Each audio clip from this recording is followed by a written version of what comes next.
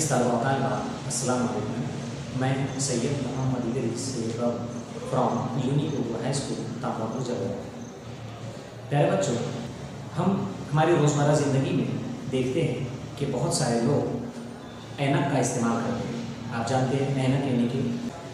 प्यारे बच्चों, हम देखते हैं हमारी रोज़मर्रा ज़िंदगी में कि चश्मे के क्या इस्तेमाल है। पेपर पढ़ने के दौरान या किताबों के दौरान, पढ़ाई के दौरान उनको लफ्ज़ नहीं दिखाई दी तो हम ऐनक का यानी कि चश्मे का इस्तेमाल करते हैं। उसी तरह से कुछ लोगों को दूर का दिखाई नहीं देता है, उसके लिए भी ऐनक या चश्मे का इस्तेमाल किया जाता है। हमें नहुम जवाब में बखूबी पढ़ा है कि आईना किसे कहते हैं। आईना यानी जिसकी एक सतह ढकी हुई होती है और एक सतह से वो चमकदार होता है।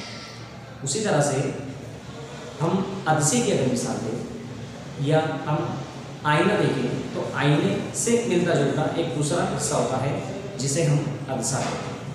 अदसा दरअसल दोनों तरफ से चमकदार होता है। इसकी दोनों ही सतह चमकदार होती है जिससे हम किसी दूर की शय को या नज़दीक की शय को देखते हैं।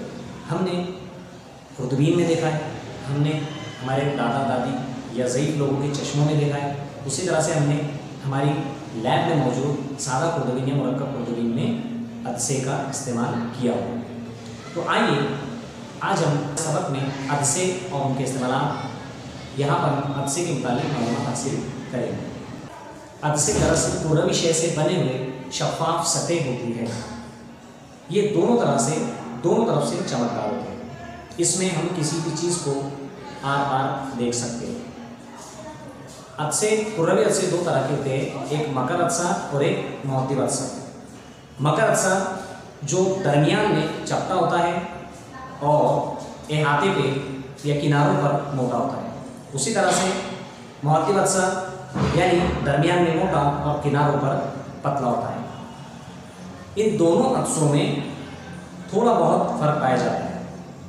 एक दरमियान में मोटा होता है और एक इहाते पर या सिरों पर मोटा होता है। तो चलिए इनकी कुछ ख़ास खुसूसियात या इनके इस्तेमाल हम इस सबक में पढ़ेंगे।